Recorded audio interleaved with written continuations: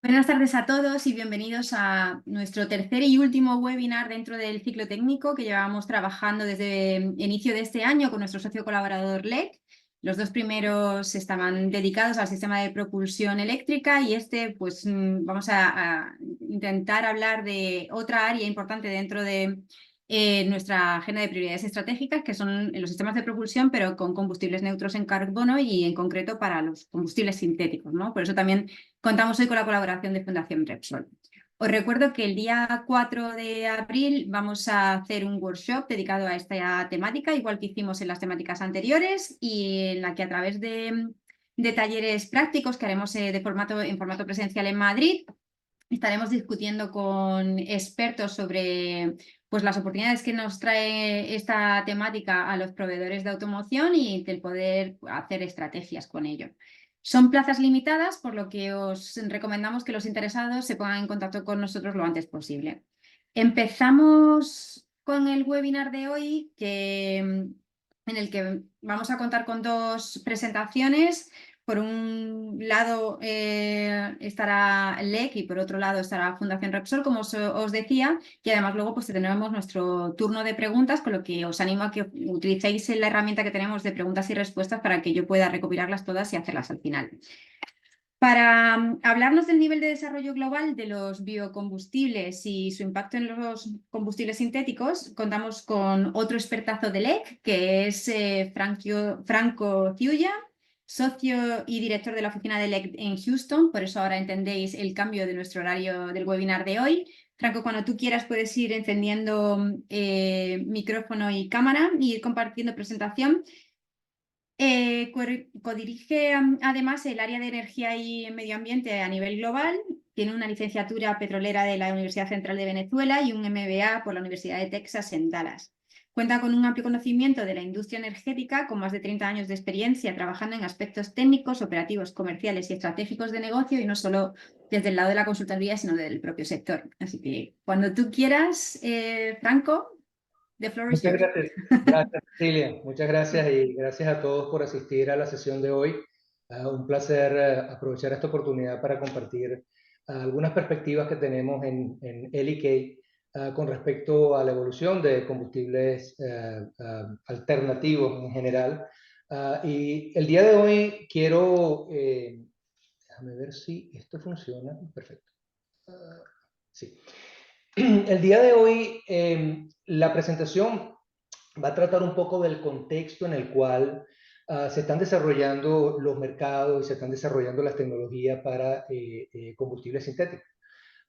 Voy a hacer énfasis sobre todo en lo que es el ambiente actual, hablar un poco de la penetración o lo que nosotros estamos esperando en cuanto a penetración de carros eléctricos. Yo sé que mi colega Cristóbal cubrió este sector en sesiones anteriores.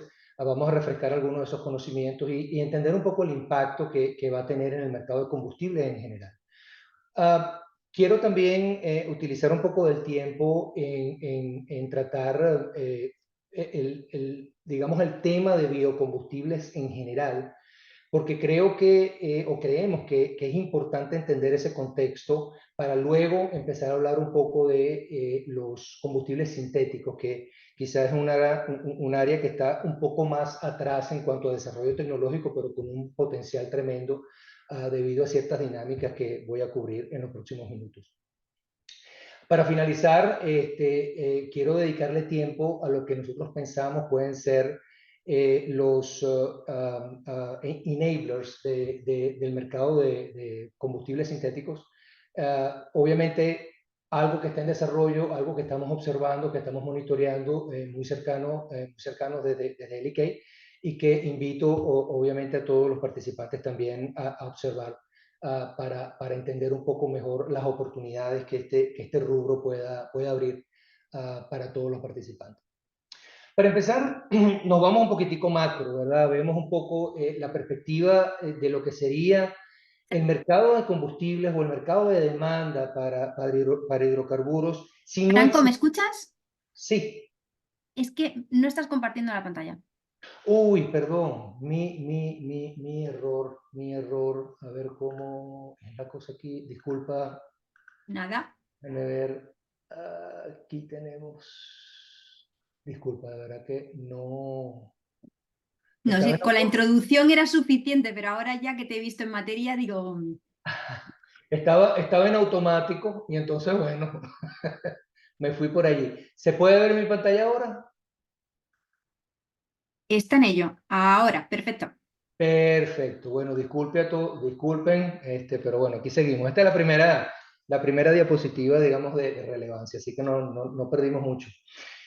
Hablaba de el mercado general de hidrocarburos y la visual que tenemos frente a nosotros es un futuro de demanda en donde no estamos considerando ningún tipo de penetración. Estamos considerando el mundo como lo conocemos hoy en día y evolucionando de forma progresiva por los próximos 10, 15 años. Y en ese futuro vemos que la demanda por energía asociada al sector transporte va a seguir representando cerca del 60% del total de lo que son los mercados de crudo en particular. Y cuando desagregamos esa demanda energética de transporte, entendemos que el 70% está dedicado al sector terrestre. Ahora, esa demanda energética va a seguir allí.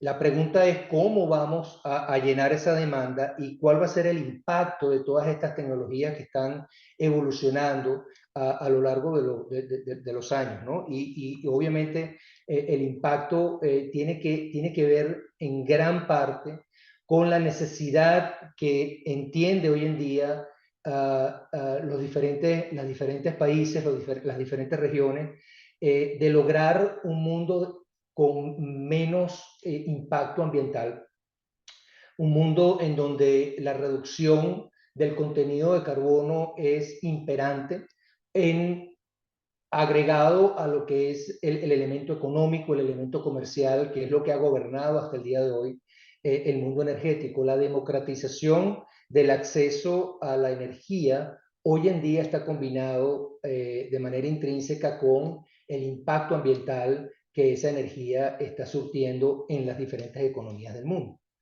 Y es por ello que países con la relevancia de Estados Unidos o las economías europeas o otras economías relevantes en el mundo han tomado iniciativas desde hace ya algunos años, iniciativas que se han ido revisando, que se han ido ajustando a las realidades.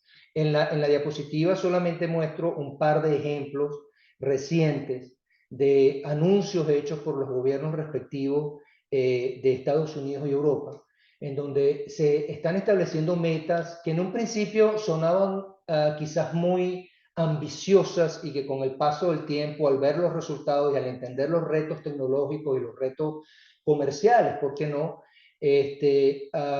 Han ido ajustando un poco esas realidades. Bien sabemos todas las iniciativas que la Unión Europea digamos, ha impulsado en los últimos 2, 3 años, moverse un poco de esa ambición de tener 100% un mundo de transporte electrificado para el año 2035, 2040, a ser un poco más balanceados, entender que la electrificación es un tema que ya de por sí tiene muchos retos y que tiene un costo importante en la sociedad. Estados Unidos lo entiende de manera similar. Ahí podemos ver de que ya hoy en día la ambición de reducción en emisiones no es un 100% para el año 2030, para el año 2035, ya estamos hablando de 50-52%, en el caso de Estados Unidos 55% en el caso de Europa, y eso obviamente va a aliviar un poco la presión. Sin embargo, hay que moverse rápido, hay que moverse con cierta velocidad, y no todo el peso puede caer en la conversión a carros eléctricos, como bien lo entendemos en este foro. En esta diapositiva lo que muestro es nuestra propia revisión en LK de la penetración de carros eléctricos en los próximos 10, 15 años. Estamos poniendo un horizonte del 2035 y hace un año habíamos, teníamos, digamos, una proyección que en el caso de Estados Unidos llegaba a los 28-30% de penetración para el año 2035. En el caso europeo estábamos hablando de una penetración cercana al 25%.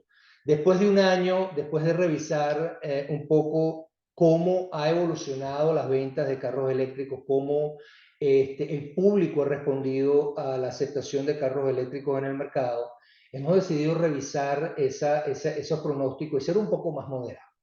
Hay ciertamente elementos que soportan un poco esta visión. Tienen mucho que ver con la infraestructura de recarga, tanto en Estados Unidos, pero quizás de una forma más importante en Europa. Tiene que ver un poco con la ansiedad que tiene el público en cuanto a la habilidad que tienen estos carros eléctricos de cubrir distancias sustanciales de una manera segura, de una manera, digamos, confiable. Tiene que ver también con el precio de conversión. No es económico moverse de un carro, digamos, de combustión interna actual a un vehículo eléctrico hoy en día, y obviamente hay mucho que hacer en cuanto a la paridad de precios. Y últimamente tiene también que ver con la disponibilidad de vehículos o de modelos de vehículos que hoy en día unos pocos están disponibles, pero se entiende de que la industria está cada vez más dedicada a generar más opciones para el público. Con ello, esa revisión está siendo un poquitico más moderada. Hoy en día estamos esperando que la penetración alcance quizás un 20% para el año 2035 versus 26-28% que teníamos a nivel global hace apenas un año. Ciertamente una penetración importante, ciertamente una penetración que va a transformar el parque automotor, pero que no va a tener, digamos, el impacto que inicialmente se estaba esperando hace 2-3 años.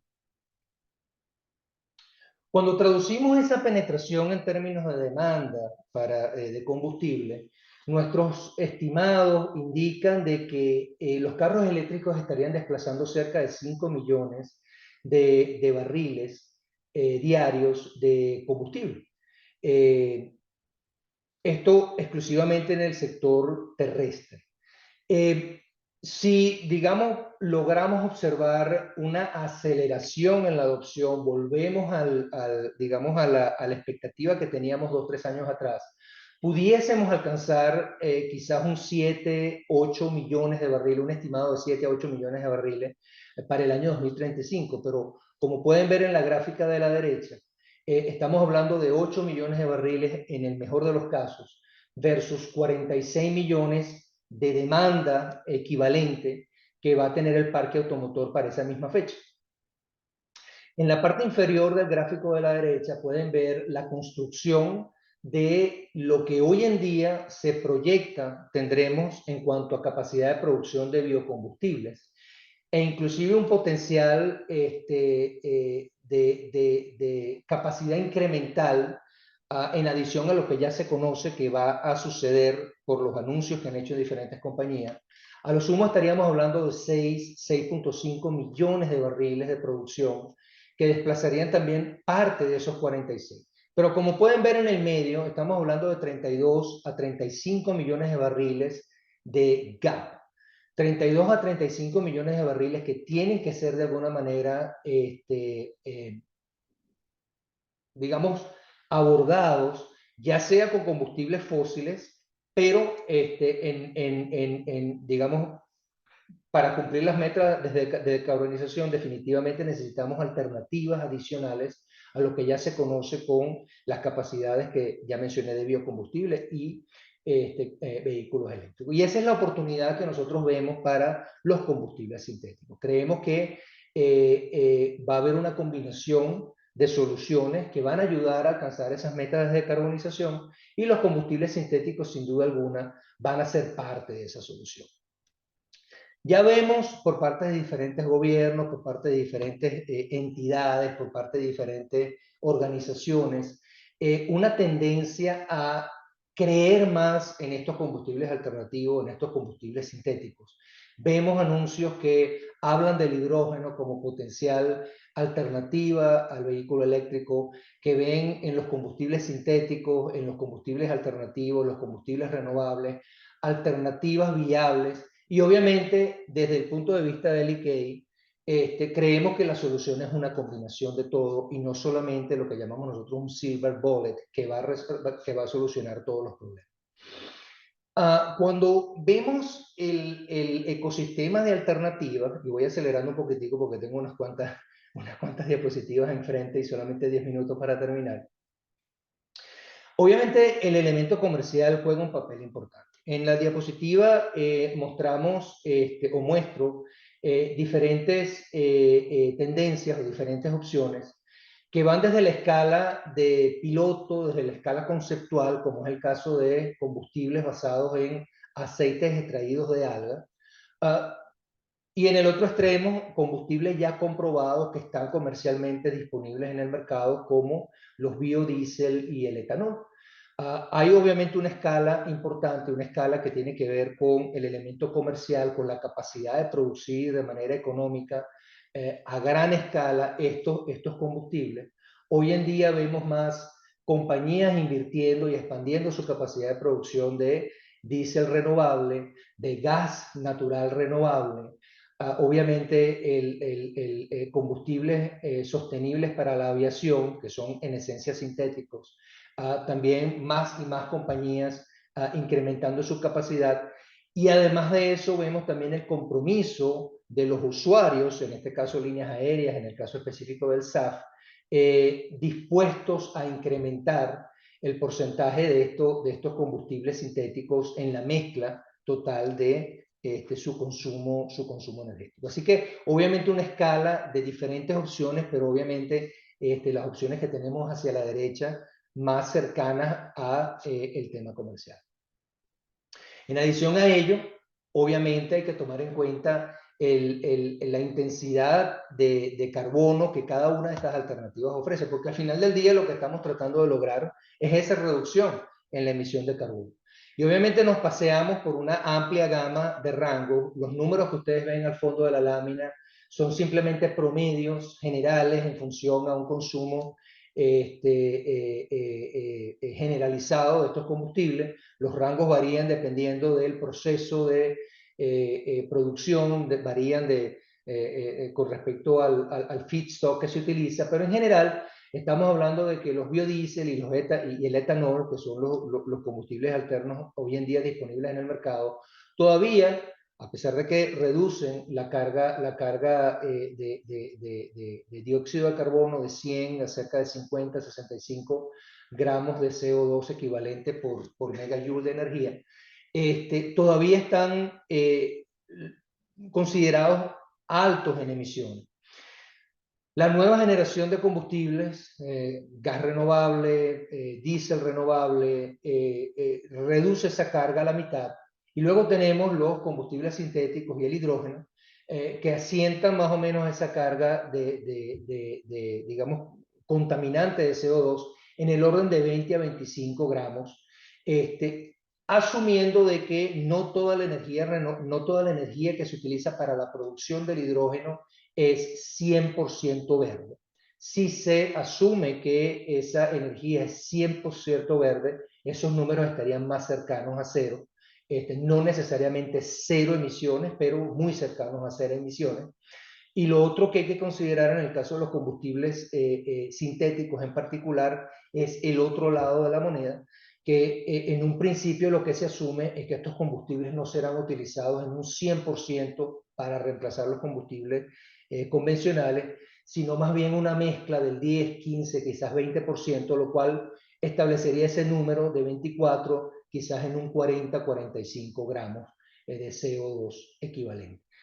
Siempre una mejora, pero tomando en cuenta de que obviamente hay un número de componentes adicionales, no solamente tener el producto disponible, sino además la versatilidad o la posibilidad que tenemos de utilizar esto como 100% reemplazo de lo que hoy conocemos con los combustibles convencionales.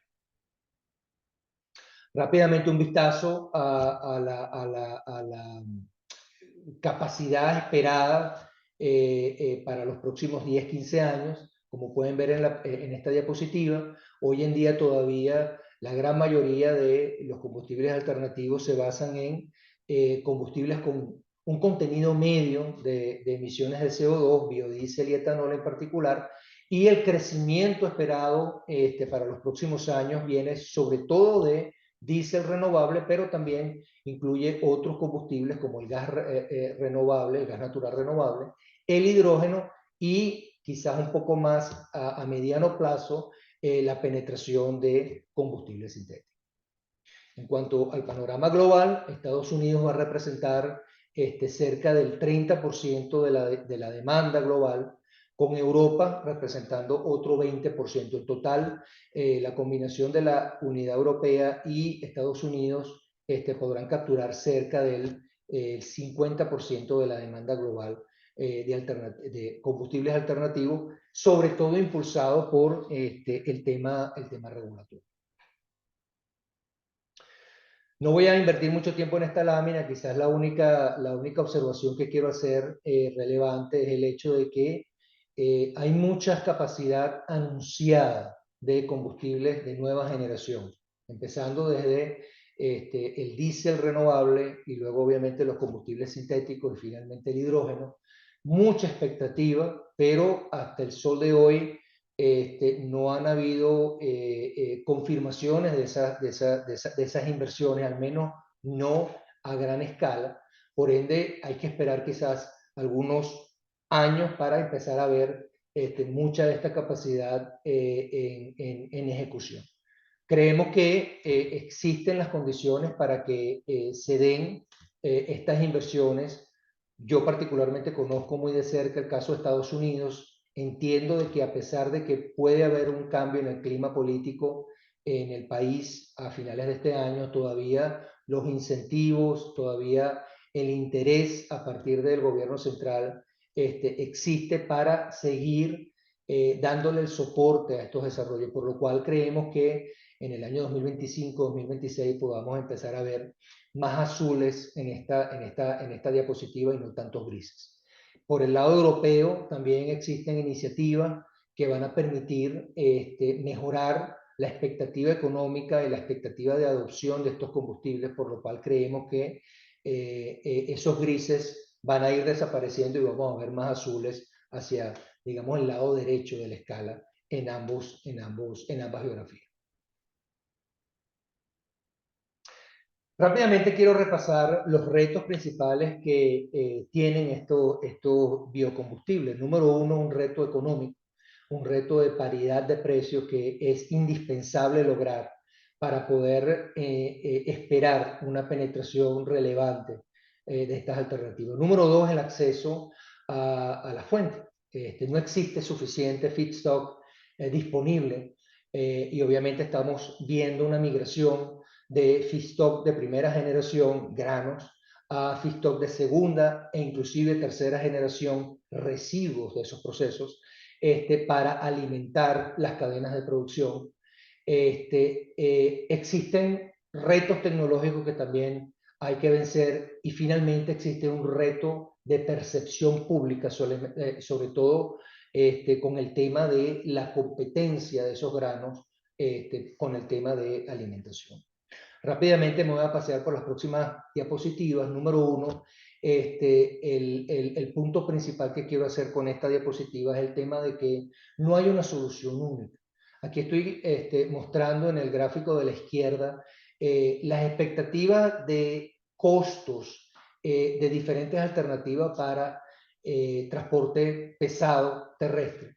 Y pueden ver de que la expectativa está en que digamos, las celdas de hidrógeno podrían ser la solución a mediano plazo que va a dominar el mercado de transporte pesado en comparación con lo que hoy conocemos de combustibles convencionales o lo que se espera pueda ser la penetración de alternativas eléctricas. Nosotros creemos y hemos hablado y hemos obviamente con nuestro análisis confirmado muchas de estas expectativas y hay una intención de adopción siempre y cuando exista la infraestructura de distribución de hidrógeno en los mercados, digamos, respectivos. Existe también una expectativa de penetración de combustibles sintéticos en este sector. Sin embargo, la tecnología que pareciera predominar tiene que ver con el hidrógeno, sobre todo con las celdas, con los fuel cells asociados con esta alternativa. Por el otro lado, cuando vemos el sector aviación, el combustible sintético definitivamente pareciera ser la alternativa ganadora a largo plazo. Obviamente hay que esperar algunos años para ver esa transición y también hay que tomar en cuenta de que a través de regulaciones no solamente se va a lograr una mejor economía de estos combustibles sintéticos, sino que además el encarecimiento de los combustibles convencionales a través de tasas impositivas debido al componente de emisiones va a ayudar a acelerar esa paridad en el mediano plazo. El otro elemento referente al tema económico tiene que ver con la fluctuación y la alta dependencia que hay con los precios de, digamos, los granos, el feedstock en general, y en las gráficas pueden observarse la correlación directa que hay, en este caso, el costo de la soya, que es uno de los elementos principales que se utiliza al menos aquí en los Estados Unidos para producción de biodiesel, y el precio del biodiesel comparado con el precio del diésel regular. Esas paridades, o mejor dicho, esa correlación o esa volatilidad es una de las cosas que hay que vencer y que no creemos que vamos a poder darle la vuelta. Siempre va a haber una dependencia de ese feedstock y por ende siempre existirá un elemento de riesgo en cuanto a la implementación a largo plazo de estas alternativas como sustitución a los combustibles convencionales. El tema de acceso a materia prima es crítico. En Estados Unidos particularmente, que es la gráfica que muestro acá, no tiene suficiente capacidad de producción para alimentar las expectativas de producción de, en este caso, diésel renovable y SAF. Ahí pueden ver las proyecciones de la Agencia Internacional de Energía, ahí pueden ver las proyecciones de la capacidad anunciada y pueden ver de que definitivamente estamos muy por debajo en cuanto a lo que es la oferta, lo que es la capacidad de producción de grano, por lo cual estas proyecciones están altamente dependientes de la importación de estas cosechas o el reemplazo de estas cosechas por otras alternativas, incluyendo feedstock de segunda generación, como mencionaba hace unos minutos. Pero obviamente el reto está allí. Europa no difiere mucho de este escenario, no tengo la gráfica aquí mismo, el gap no es tan grande, pero ciertamente existe un gap. Y la dependencia que tenemos entonces de otras regiones, en donde estas cosechas son mucho más importantes desde el punto de vista de alimentación, crean obviamente un reto importante a vencer en el corto a mediano plazo. Hablo un poco de la disponibilidad de agua, no quiero invertir mucho tiempo, me quedan solamente 5 minutos.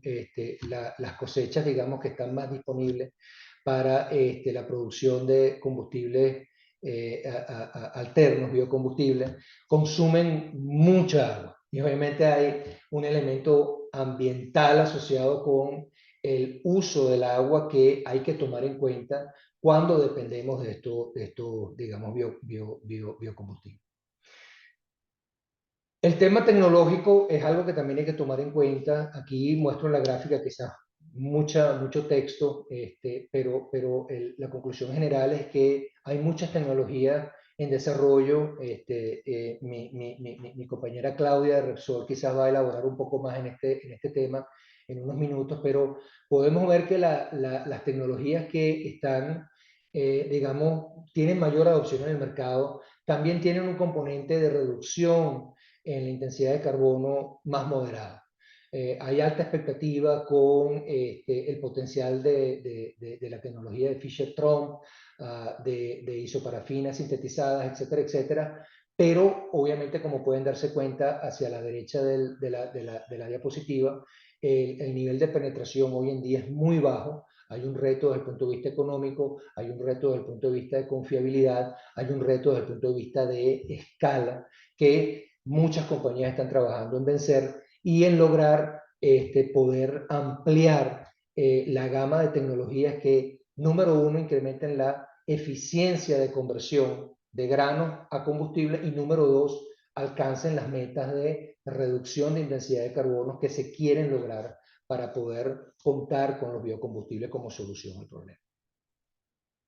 Y finalmente, la percepción general que hay con respecto a esta competencia con alimentación, no tengo que elaborar mucho al respecto, hay un elemento de concientización que hay que hacer. Hablaba hace unos minutos de que mercados como el americano, como el europeo, dependen mucho de la importación de granos de Sudamérica, de África, de otros países que obviamente tienen como prioridad su tema alimenticio, no tienen, digamos, las mismas alternativas que tenemos en estas partes del mundo y que obviamente se las pensarán dos veces antes de dedicar parte de esa producción a la producción de combustible versus quitarle, digamos, la comida de la boca a sus habitantes.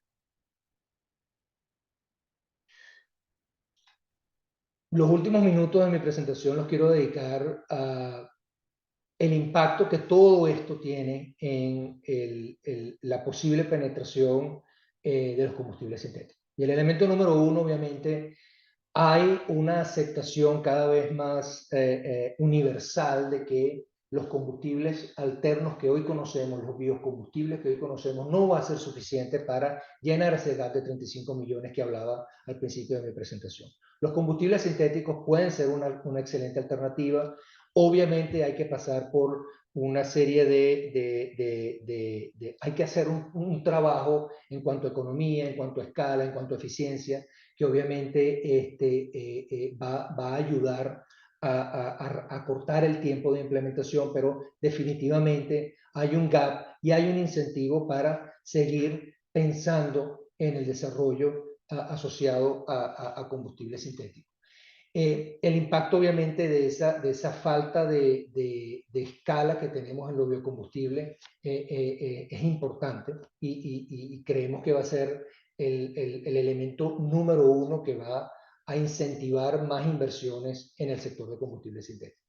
Número dos, tenemos el tema de la innovación tecnológica. Hoy en día existe tecnología para la producción de hidrógeno, existe tecnología para la producción de hidrógeno verde, comprobable, pero no quizás a la escala que necesitamos y obviamente hay que hacer mucho trabajo para mejorar la economía y también la eficiencia de conversión para la producción de ese hidrógeno verde. Hoy en día, las tecnologías que tenemos disponibles hablan de eficiencia alrededor del 50, 55, 56%.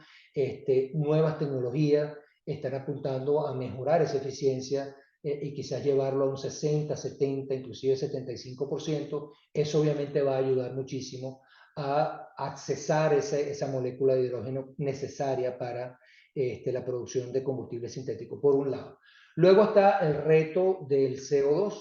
Si bien es cierto que tenemos exceso de CO2 en el ambiente, capturar ese CO2 es un reto. Y solamente como referencia, si aspiramos solamente un 10% de adopción de combustibles sintéticos en las mezclas de combustibles para transporte terrestre, con solamente un 10% de penetración, o mejor dicho, de mezcla, vamos a necesitar cerca de una tonelada, de un gigatonelada de CO2 para producir suficiente combustible sintético en el mundo. Hoy en día estamos hablando de cerca de 35 gigatoneladas por año de emisiones, al menos medibles, y solamente 300 millones de toneladas de capacidad en construcción o en vía de construcción. Entonces, solamente desde el punto de vista de tener a la mano esa infraestructura de captura necesaria para lograr los volúmenes suficientes de CO2 que permitan lograr la producción de suficiente combustible sintético ya es un reto de por sí. Entonces, obviamente el desarrollo tecnológico en este sentido es importante. La tecnología de captura directa del aire, del DAC, es quizás lo que todo el mundo espera sea lo que habilite más capacidad de captura, pero hoy en día todavía necesitamos vencer muchos retos tecnológicos que obviamente hay muchas compañías trabajando en ello y que permitirán lograr obtener suficientes volúmenes para la producción de combustible sintético. Lo tercero es la infraestructura.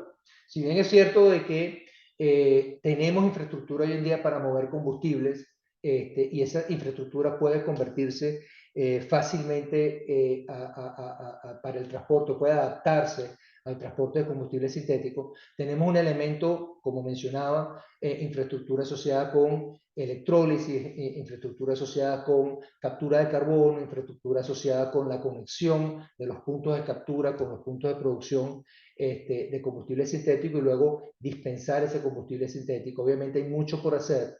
Quizás desde el punto de vista del rango tecnológico no es tan crítico como lo que tenemos con lo que mencionaba de hidrógeno y de CO2, pero todavía un trabajo importante que hay que completar para poder lograr la infraestructura necesaria para la distribución de estos volúmenes. Y finalmente, los dos últimos puntos tienen que ver con la adopción de estándares para el uso de combustibles sintéticos similares a lo que hoy tenemos para combustibles convencionales. Obviamente muchas organizaciones internacionales trabajando en este tema, pero a medida que tengamos mejor claridad de cómo definir el uso de estos combustibles, va a ser mucho mejor para la adopción. Y finalmente, la ayuda de incentivos gubernamentales que permitan, digamos, mejorar la economía, mejorar la escala de esta digamos, capacidad de producción, va a seguir siendo necesario al menos por los próximos años. Y con ello, Cecilia, creo que podemos pasar a Claudia. Sé que me pasé un poquitico de tiempo. Tengo un par de diapositivas adicionales, pero la podemos dejar para luego. Gracias. Muchísimas gracias, Franco. Pues pasamos entonces a Claudia, si puedes dejar de compartir para que pueda compartir ella. Con Claudia vamos pues ahondar un poco más en los que son los combustibles sintéticos y Claudia es Technical Advisor de diseño de producto en el Repsol Laboratory Technology Lab, con lo que tenemos a una experta en el tema. Es doctora en química por la Universidad de Zaragoza. Con numerosas publicaciones científicas y contribuciones en congresos en el ámbito de los combustibles y trabaja o forma parte de Repsol desde el 2011, donde se ha especializado en la formulación y aditivación de combustibles renovables y participa como miembro en organizaciones de normativa y grupos de interés como el ASTM que nombraba Franco, Concagua o la E-Fuels Alliance. Pues cuando tú quieras, Claudia, no te Vale, ya vemos. estoy. Ah, ¿no me Ahora sí. veis? Ahora no, sí, Ah, ahora sí te veo. vale. ¿Me Pasa veis y por me aquí. oís bien? Sí, ¿no? ¿Y Sí, la pantalla sí, también está compartida? todo perfecto, cuando tú Vale, quieras. perfecto. Bueno, pues voy a intentar ir un poquito rápido, ¿vale? Porque vamos un poco mal de tiempo. Esta parte pues me la salto porque además ya Franco ha puesto bastante el contexto de la necesidad de reducir las emisiones de gases de efecto invernadero. Sí que quiero comentar cómo encajan los e-fuels en las rutas para la descarbonización del transporte tal y como lo vemos desde Repsol.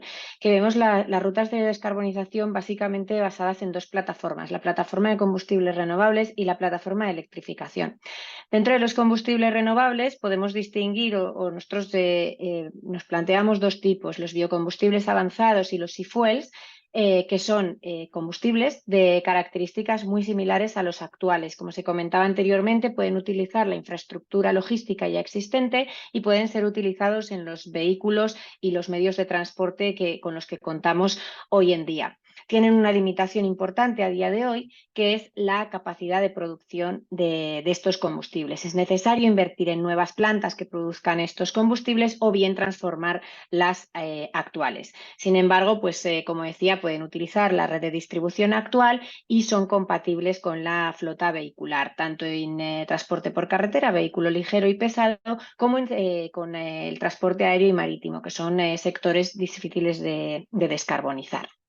En el caso del hidrógeno renovable, lo vemos más a largo plazo como una alternativa para descarbonizar el transporte terrestre y también el transporte aéreo y marítimo. Pero es cierto que a día de hoy la tecnología no está desarrollada, tanto la de producción de hidrógeno renovable, como no contamos con una red de distribución y de suministro de este combustible y sería necesario una renovación de la flota vehicular. Por lo tanto, con este panorama sí que el despliegue sería más complejo y lento y lo veríamos más a largo plazo. En el caso de la electricidad, siempre y cuando que ésta sea renovable, bueno, pues es cierto que tenemos también esa limitación de la producción de energía renovable que a día de hoy no sería suficiente para suministrar la energía necesaria para el transporte, y además vemos una limitación adicional y es no es una alternativa o no sería una alternativa idónea para aquellas opciones en las que necesitemos una gran densidad energética o para recorridos de larga distancia. Entonces, bueno, pues lo vemos idóneo para el transporte de carretera, pequeñas distancias, vehículo ligero, etcétera. A ver, vale. Pues, perdón. Antes de pasar a más detalle de los e-fuels, es importante entender por qué contribuyen a la reducción de emisiones de CO2. En la primera diapositiva lo que yo comentaba o lo que tenía puesto es que las emisiones de CO2, el compromiso que tenemos es a mantener la concentración de CO2 en la atmósfera, es decir, a que no incremente. Este CO2 es el responsable del incremento de la temperatura en el planeta, y mientras mantengamos esa concentración tal y como está, no provocaremos un incremento superior de esta temperatura. Es fácil entender cómo alternativas como la electricidad y el hidrógeno contribuyen a la descarbonización, porque se utilizan en vehículos que no cuentan con un tubo de escape y por tanto no emiten CO2. Sin embargo, tenemos que ir aguas arriba de la producción de la energía, dado que es necesario que la electricidad y el hidrógeno se produzcan a partir de electricidad renovable, en el caso de la electricidad renovable que se utiliza directamente, y en el caso del hidrógeno que el uso de esta electricidad renovable se emplee para la electrólisis del agua, que es la que nos dará ese hidrógeno de tipo renovable. En el caso de los combustibles sintéticos o e-fuels, como se utilizan exactamente igual que los actuales, van a emitir CO2. Los vamos a quemar en el vehículo y por tanto van a emitir CO2. El quid de la cuestión aquí está en que ese CO2 que estamos remitiendo a la atmósfera ha sido previamente capturado. Tenemos el caso de los biocombustibles avanzados que capturan el CO2 en la vida útil de la biomasa, y tenemos el caso de los sintéticos, que es en el que nos vamos a centrar hoy.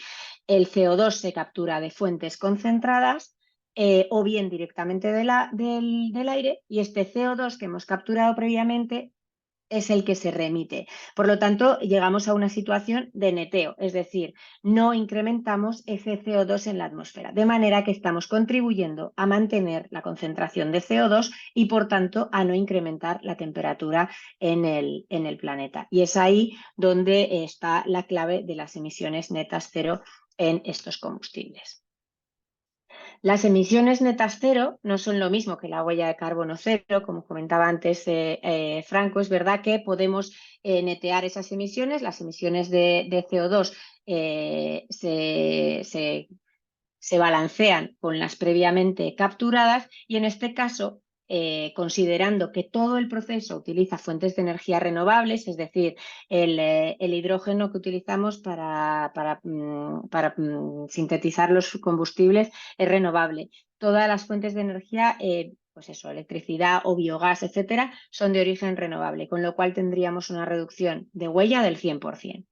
Si esto lo comparamos con el vehículo eléctrico a día de hoy, las emisiones, como decíamos, en el tubo de escape son cero, no tenemos emisiones directas de CO2, por lo tanto las emisiones netas en el uso de CO2 son cero, pero si vamos aguas arriba, es cierto que el mix eléctrico tiene una componente fósil, y esto lo que hace es que la reducción de emisiones de CO2 respecto al combustible convencional utilizando el mix eléctrico actual de España suponga una reducción del 70% de emisiones de CO2 respecto al combustible fósil. Bueno, aquí simplemente remarcar que estamos actualmente en un periodo de transición en el que estamos yendo desde la situación actual en la que dependemos de manera importante de materias primas de origen fósil, estamos transicionando hacia una situación futura en la que nuestras materias primas serán residuos orgánicos, energía renovable, CO2, hidrógeno verde, lo que nos permitirá tener un portafolio de productos similar al actual, pero de origen sostenible.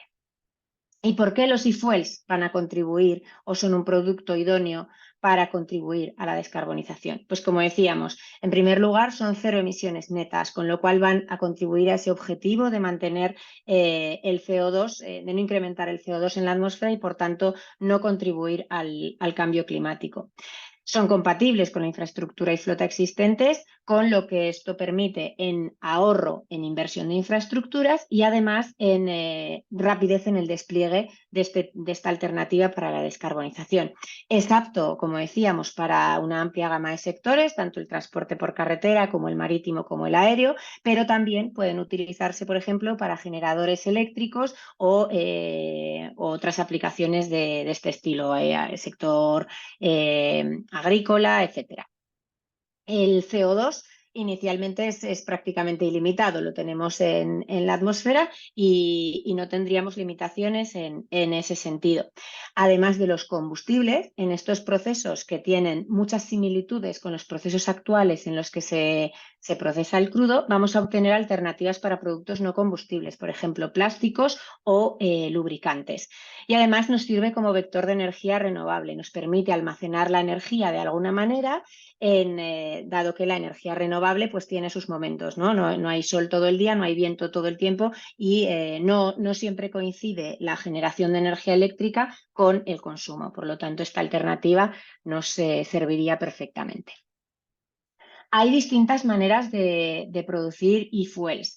La Directiva Europea de Energías Renovables, simplemente para que tengáis este concepto, define los e-fuels, los define dentro de un tipo de combustibles que son los RFNBOs, Renewable Fuels of Non-Biological Origin.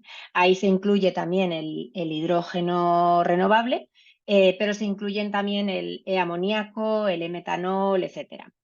No voy a entrar en detalle en todos estos procesos, sí que partiremos en todos los casos de hidrógeno renovable que podrá utilizarse directamente como combustible o podrá utilizarse para sintetizar otras moléculas como pueden ser el metanol, el amoníaco, etcétera. En este caso nos vamos a centrar en el proceso en el que se combinará el hidrógeno renovable con CO2 capturado, bien de fuentes concentradas o bien directamente del aire. Y estos dos componentes alimentarán a un proceso que se llama Reverse Water Gas Shift. Luego vemos un poquito en qué consiste este proceso. Y Fischer-Tropsch. Este Fischer-Tropsch lo que nos da como producto es un crudo sintético que podemos procesar igual que hacemos con el crudo actual, obteniendo productos como gasolina, queroseno, diésel o bases lubricantes de calidad muy similar a la que tenemos actualmente. En este sentido, para que conozcáis lo que estamos haciendo en Repsol, estamos construyendo una planta de combustibles sintéticos en Bilbao. Entrará en funcionamiento final de 2024, principio de 2025. Esta planta está integrada dentro de un hub de descarbonización de Petronor y utilizará hidrógeno renovable, cuya energía procederá de un parque eólico que se está construyendo específicamente para la planta.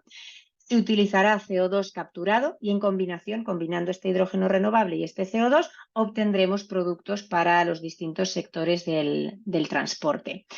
Esta planta es importante tener en cuenta, es una planta demostrativa, producirá una cantidad pequeña de combustible renovable, porque lo que estamos intentando es demostrar que esta tecnología es viable, identificar los puntos críticos de la misma para escalarla posteriormente y a 2030-2032 poder contar con este tipo de productos de manera industrial y comercial.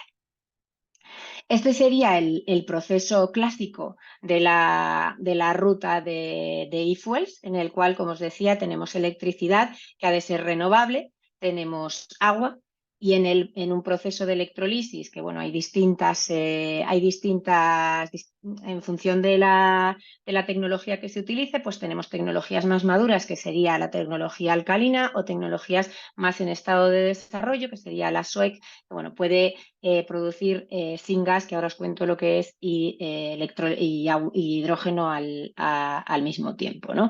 Pero bueno, en este caso esta sería la tecnología clásica. Obtendríamos hidrógeno que se combinaría con el CO2 en el proceso de reverse water gas shift. En este proceso lo que hacemos al final es obtener un gas de síntesis, que es una mezcla de hidrógeno y monóxido de carbono, que se alimenta a la unidad de Fischer-Tropsch. Esta unidad de Fischer-Tropsch lo que hace es sintetizar hidrocarburos a partir de ese hidrógeno y ese monóxido de carbono que estamos alimentando. Y esos hidrocarburos son lo que conocemos como crudo sintético.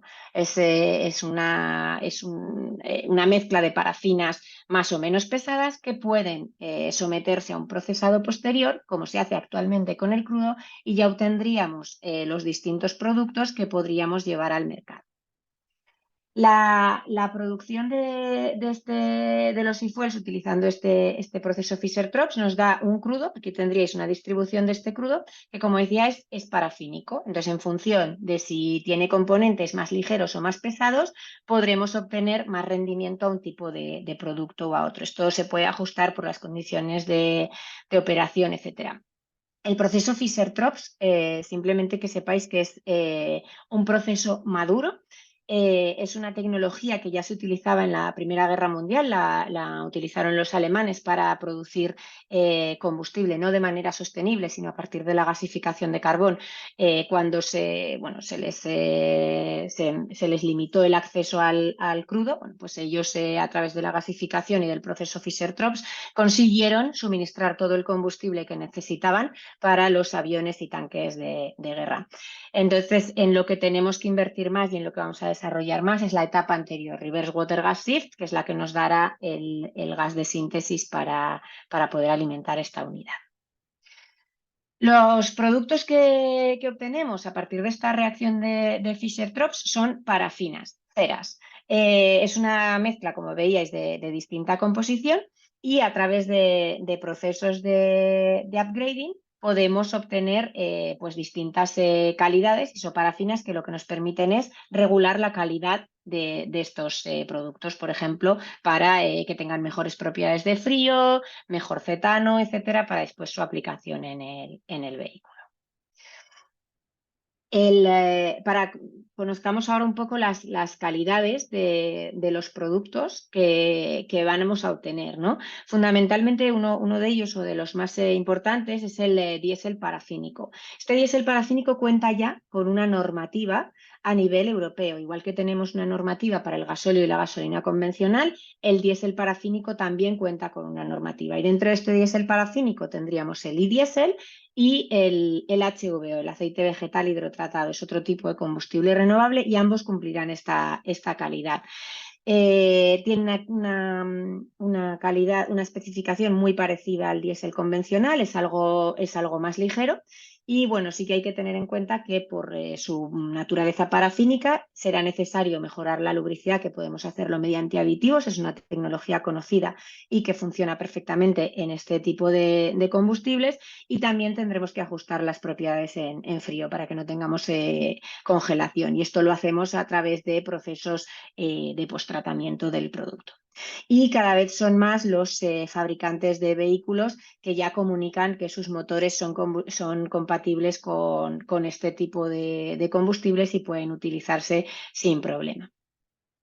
Si nos centramos en el desempeño del vehículo, es cierto que si comparamos el diésel 100, esta línea naranja, estos son datos de Scania de 2017 con HVO, pero como os decía, es un combustible de calidad muy similar. Pues en naranja tendríamos la base, lo que sería el combustible convencional, y en azul cómo se comporta el combustible renovable. Las emisiones de CO2 equivalentes sería esta reducción en el análisis en huella de carbono que hemos visto del 90%, y en el resto de emisiones vemos que está o similar o algo inferior. Esto se debe a que este combustible es parafínico, no tiene aromáticos y eso hace que queme mejor, tenga una combustión más completa y contribuya a reducir estas emisiones. Hemos dicho que era algo más ligero que el combustible convencional y eso puede traducirse en un ligero aumento del consumo de combustible, porque al ser menos denso tenemos menos cantidad de energía en el mismo volumen de combustible, por lo tanto tendremos un mayor consumo. Respecto a esta diapositiva, el mensaje es uno y es claro, que lo damos para todos estos combustibles renovables. El combustible no es relevante a la hora de evaluar las emisiones contaminantes. Los motores han ido evolucionando de tal manera que aunque antiguamente sí que podíamos ver diferencias por la composición del combustible, ahora mismo los sistemas de control de emisiones y de posttratamiento están tan evolucionados que el combustible prácticamente no afecta a estas emisiones. Y en todos los casos que hemos ensayado, tanto en nuestros laboratorios como en laboratorios externos, hemos visto que las emisiones están muy por debajo de lo que exige la legislación. Sí que es cierto pues, que se ve que en las partículas hay algo de diferencia, por esto que comentábamos de la naturaleza parafínica del combustible, que tiende a no formar tanto hollín, a quemarse mejor y por tanto a formar menos partículas. Lo que hemos visto es que este combustible parafínico produce menos cantidad de partículas, pero no son más pequeñas. Esto es importante porque las partículas más pequeñas tienen mayor capacidad de penetración en el sistema respiratorio y por tanto son más peligrosas desde un punto de vista de la salud. Y esto, bueno, pues nos permite, al ver que la distribución de partículas del tamaño es similar, nos permite decir que realmente hay menos partículas, pero no más pequeñas. Esto es importante. En cuanto a la e-nafta, hemos hablado del e-diesel, la e-nafta o gasolina, no existe una especificación para gasolina parafínica como sí que la tenemos para gasóleo parafínico. Las parafinas no son un buen producto para ser utilizado en motores de gasolina porque tienen baja densidad y bajo número de octano y esto no va a permitir que el vehículo funcione de manera adecuada y es necesario pensar en un posttratamiento o en una mezcla con otros componentes para que puedan funcionar este tipo de motores. Existen varias vías que están en proceso de estudio. Bien se pueden isomerizar, cambiar la forma de esas parafinas para darles distintas propiedades, reformado, mezclado con otras corrientes de alto octano y alta densidad que compensen esas propiedades en las que la gasolina es deficiente, mezclar con oxigenados de origen bio que también compensarían esas propiedades y con otros compuestos opuestos a las parafinas, como son los aromáticos o los naftenos de origen renovable, que ayudarían a complementar esa calidad. Y esto permitiría que tuviésemos una gasolina de la calidad necesaria para utilizarse en los motores existentes y sería una potencial vía de descarbonización para la flota existente. Por último, quiero terminar con un concepto importante y es el análisis de ciclo de vida de los vehículos. La legislación actual está centrada en el tubo de escape. Hablábamos anteriormente de que en el caso del vehículo eléctrico y el vehículo de hidrógeno no hay emisiones por el tubo de escape. Entonces, bueno, pues la legislación actual favorece a ese tipo de vehículos actualmente. Pero si de verdad queremos tener una foto completa porque el cambio climático es un efecto global que provocan las emisiones de CO2, tenemos que tener una foto de todo el proceso. Por un lado, además del tubo de escape, que serían las emisiones que conocemos tank to wheel, es decir, del tanque a la rueda, necesitaríamos también tener las emisiones asociadas a la producción del combustible o de la energía, lo que sería el well to tank o del pozo al tanque. Todo este proceso completo sería el proceso well to wheel, del pozo a la rueda. Y nos daría esa huella de la que hablábamos anteriormente, la huella de carbono. Sin embargo, hay otras emisiones asociadas al uso de la energía y a los sistemas de propulsión y son las emisiones asociadas a la fabricación del vehículo y a su reciclado. Voy a mostrar un ejemplo. Este sería un ejemplo de un vehículo pesado de largo recorrido. Bueno, se ve un poco regular. Tenemos 4 casos de estudio. La electricidad, un vehículo eléctrico con la batería fabricada en China, un vehículo funcionando con vehículo producido a partir de residuos, un vehículo funcionando con e-fuel y un vehículo funcionando con hidrógeno. En todos ellos consideramos las emisiones asociadas a la fabricación del vehículo, a la fabricación de la batería, de la pila de combustible, de la energía que utiliza y el fin de la vida útil. En este caso, los combustibles sintéticos o e-fuels, como hemos visto, tienen una reducción de la huella de carbono del 100%, y por tanto las únicas emisiones que contribuirían en este análisis de ciclo de vida serían la de la fabricación del vehículo. En el caso contrario, el que peor situado estaría sería un vehículo con fabricación de batería en China. Además, porque este vehículo le penaliza la carga. La batería ocupa espacio y además reduce la capacidad de carga, y esto penaliza, porque en el caso de los vehículos pesados estamos midiendo CO2 equivalente por tonelada y kilómetro. En una situación intermedia estarían el hidrógeno y los residuos, los combustibles de residuos. Si esto lo pasamos también a los combustibles ligeros, o sea, los vehículos ligeros, encontramos una situación similar.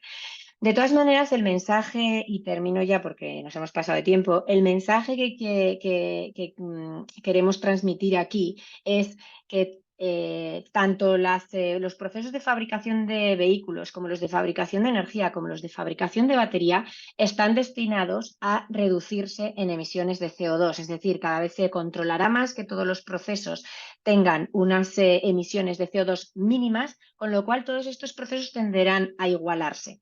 Es decir, las emisiones de CO2 irán igualándose para cualquiera de las alternativas. Y esto lo que nos permitirá es que el usuario elija el tipo de energía que quiere según sus necesidades. Es decir, habrá un usuario que por lo que sea prefiera un combustible líquido que le permita a lo mejor utilizar su tractor en una zona donde no llega la electrificación. Habrá un usuario que prefiera un vehículo eléctrico para hacer su reparto, porque puede entrar en las zonas de bajas emisiones, tiene unas placas solares en su instalación y puede recargarlo con una infraestructura de carga ultra rápida y tiene esa preferencia. O habrá quien tenga que hacer recorridos largos y prefiera un biocombustible o un combustible sintético que le dé esa autonomía larga, no le penalice la carga y le permita descarbonizar. Entonces, el mensaje desde aquí es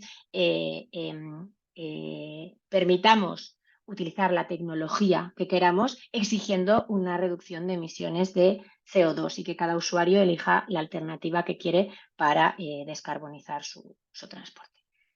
Y con esto terminamos. He ido un poquito rápido, pero bueno, así pues terminamos más o menos en hora.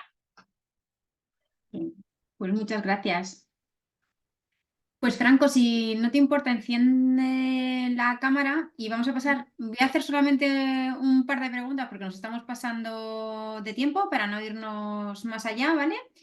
Simplemente así como visión general, visto todas las bondades que nos habéis contado de los combustibles sintéticos o de vamos a hablar de los alternativos, ¿no? Dentro de que la opción que todo el mundo tiene sobre la mesa es el vehículo eléctrico, pero que hay mucha más demanda que hay que cubrir con otro tipo de combustibles. ¿Cuánto nos va a afectar esta adopción de la posibilidad de estos combustibles en el sector de los proveedores de automoción, en el que representamos desde Cernauto, en las fabricantes de componentes? Bueno, mira, obviamente, digamos, la respuesta ideal es estar listo para todo, ¿no? Es estar listo para un mundo donde tengamos la combinación de vehículos eléctricos, de vehículos a combustión interna, pero también vehículos híbridos. Hoy en día, particularmente en los Estados Unidos, hay una emergencia de ventas en el tema de vehículos híbridos, donde tú tienes las bondades de los dos mundos. Poder operar eléctricamente para distancias cortas y tener la habilidad de moverte a combustión interna cuando tienes que hacer largo recorrido. Creo que, pienso que hay una convicción de que la evolución en el mundo de combustión interna va a seguir la trayectoria a alternativas de menor contenido de carbono. Por ende, estar preparado para seguir evolucionando tecnologías que involucren uso de diésel renovable, uso de combustibles sintéticos, etcétera, etcétera, es parte de lo que pienso el sector automotriz debe abordar. Luego está el tema de hidrógeno, que en nuestra opinión está más dirigido a transporte de carga pesada, largas distancias. Creo que también existe un caso que hacer de aplicaciones para combustible sintético en este tipo de, digamos, transporte. Pero en general pienso que el parque automotor va a ser un parque automotor más versátil desde hoy a quizás 10, 15 años, y creo que digamos, los participantes de este foro, que quizás están más cercanos a ese mercado, tienen que estar listos para abordar todas estas alternativas en el corto, mediano y obviamente largo plazo. Lo que supone inversiones. Obviamente. Inversiones, también innovación tecnológica. Pienso que son, digamos, los dos elementos más relevantes. Sí, al final inversión, me refería en general a inversión, pues lo que pueda suponer de cambio también dentro del proceso, pero inversión en tecnología que nos ayude pues, a esas nuevas, a aumentar la eficiencia, el poder conseguir todo eso que habéis ido contando, ¿no? De mejoras. En cuanto a vuestra visión desde Fundación, bueno, desde Repsol, ¿no? Desde cómo dentro de lo que habéis contado, nosotros hoy he participado precisamente en un desayuno sobre el tema de descarbonización en la industria. Y no sé si lo veis como nosotros, que dentro del concepto de neutralidad tecnológica tiene que hacerse una transición ordenada, aunque terminemos en que la solución potencial en la mayoría de los casos sea la electrificación, pero esa entrada tiene que ser ordenada y que una de las posibilidades que veíamos era los e-fuels. Tú, desde vuestra posición, ¿cómo veis pues esa alternativa? Bueno, yo no creo que la solución al final sea la electrificación, sinceramente. Creo que es una solución más en un No, abanico. yo me refiero a la gran solución, aunque sea Tampoco un lo mix, creo. porque va a haber un mix. Eso es, tampoco lo creo. Creo que se está dando la idea de que electrificación es igual a descarbonización y eso no es así.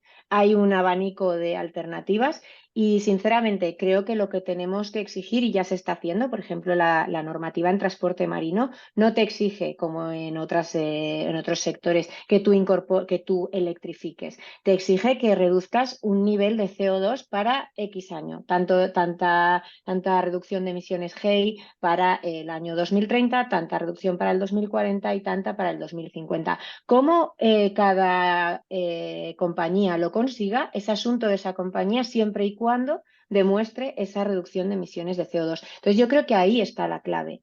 Porque además no podemos poner todos nuestros huevos en una cesta. Y sí creo que la electrificación es fundamental para la descarbonización, pero no es la única solución. Y de electrificación no es igual a descarbonización.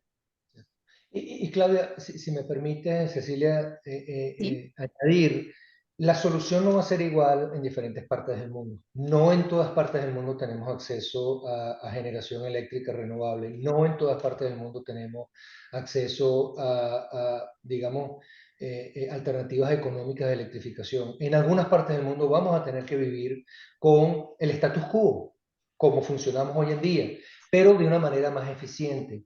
Obviamente allí es donde fabricantes de vehículos, por ejemplo, pueden hacer un trabajo importante en aumentar la eficiencia, en reducir, digamos, el consumo de combustible por milla o por kilómetro recorrido. Cosas de ese estilo son parte de la solución. Es un mundo híbrido, es un problema complejo que lo queremos resolver en un tiempo muy corto, y obviamente para lograrlo tenemos que invitar a todas las alternativas a ser parte de esa solución.